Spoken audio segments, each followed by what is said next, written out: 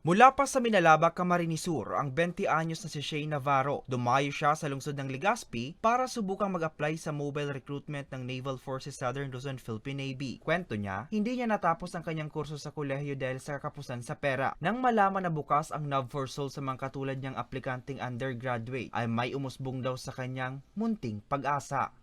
Ang naging motivation ko po, sir, is yung struggle. Yun yung naging motivation ko kasi malayo pa po yung binayay ko para lang makapunta dito, maka-exam. Tapos yung nireview ko pa as in quickie lang kasi po, malayo pa po. Tsaka biglaan lang. Lang po, nagbaka sakali lang po, nag-try.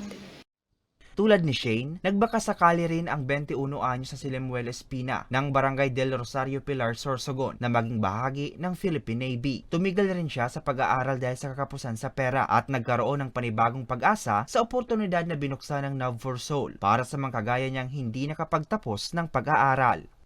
Actually, the main reason why I really want to be a Philippine Navy is that because I want to be the first man in uniform in the family, and of course, since then this was my dream that I want to achieve. Then I want to serve the country with full of courage, commitment, and determination in life.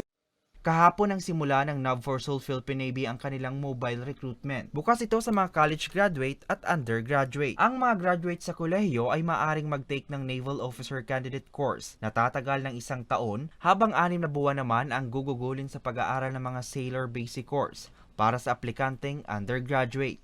After nila makapasa sa series ng examination sa kanilang pagdadaanan at once na lumabas sila sa final list for convening, yun po ay masasabi nating sila po ay nakapasa sa initial na screening ng Philippine Navy. Layo ng NAV4SOL Philippine Navy na makapaghanap ng mga kabataan na buo ang loob na maglingkod sa bayan. Ang nakita na po natin ngayon ay humigit kumulang sa 450 na mga individual na kasalukuyang pinoproseso pa ng ating mga tauhan, mobile recruitment team ng ating Navy Personnel Management Center. Sa mga nais pang humabol, maaari pa ring magtungo sa kanilang kampo sa Barangay Rawis, Legazpi City hanggang sa Hunyo 6. Bisitahin rin ang kanilang Facebook page na Navy Personnel Management Center at Naval Forces Southern Luzon para sa iba pang kaukulang impormasyon. Para sa mga balitang Tatak Bicol, Hercules Barbacena.